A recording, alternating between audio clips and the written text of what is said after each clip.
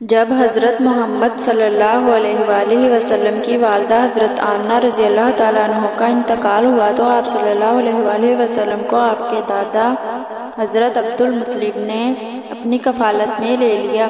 وہ مکہ کے بہت معزز سردار تھے اور آپ صلی اللہ علیہ وآلہ وسلم سے بے حد محبت کرتے تھے۔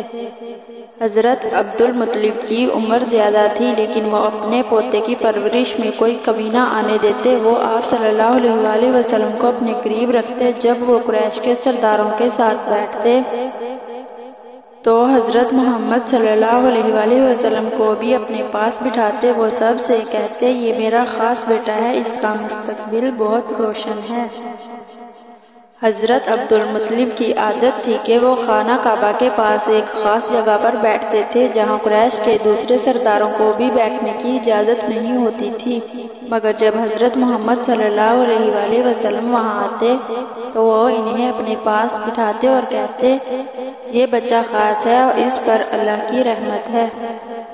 یہ باتیں سن کر قریش کے لوگ حیران ہوتے کیونکہ وہ بھی حضرت محمد صلی اللہ علیہ وآلہ وسلم کی شخصیت میں ایک الگ نور دیکھ رہے تھے۔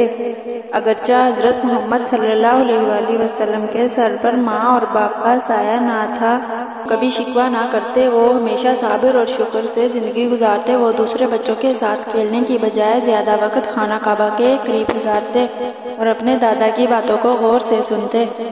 دادا کی محبت کے باوجود حضرت محمد صلی اللہ علیہ وآلہ وسلم کے دل میں اپنی ماں اور باپ کی یاد ہمیشہ رہتی۔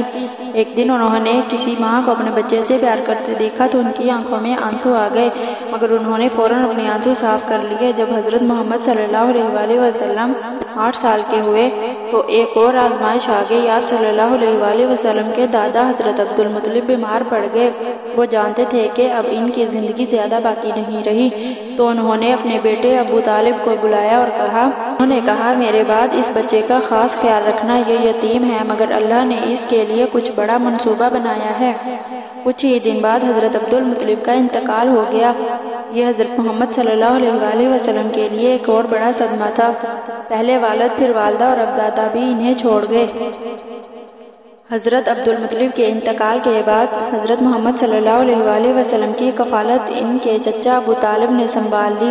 وہ بھی آپ صلی اللہ علیہ وآلہ وسلم سے بے حد محبت کرتے تھے اور آپ صلی اللہ علیہ وآلہ وسلم کو کبھی تنہا نہیں چھوڑتے تھے۔ حضرت محمد صلی اللہ علیہ وآلہ وسلم کے بچپن کے یہ واقعات ہمیں یہ سکھاتے ہیں کہ آزمائشوں کے باوجود اللہ پر بھروسہ رکھنا چاہیے۔ اگلی کہانی میں ہم جانیں گے کہ حضرت محمد صلی اللہ علیہ وآلہ وسلم اپنے چچا ابو طالب کے ساتھ کیسے سفر کرتے اور کس طرح ایک نئی زندگی کی شروعات کرتے ہیں۔ اگر آپ کو یہ کہانی پسند آئی تو ویڈیو کو لائک، شیئر اور سبسکرائب کریں تاکہ آپ کو اگلی قسط کی اطلاع مل سکے۔ جزاک اللہ خیر۔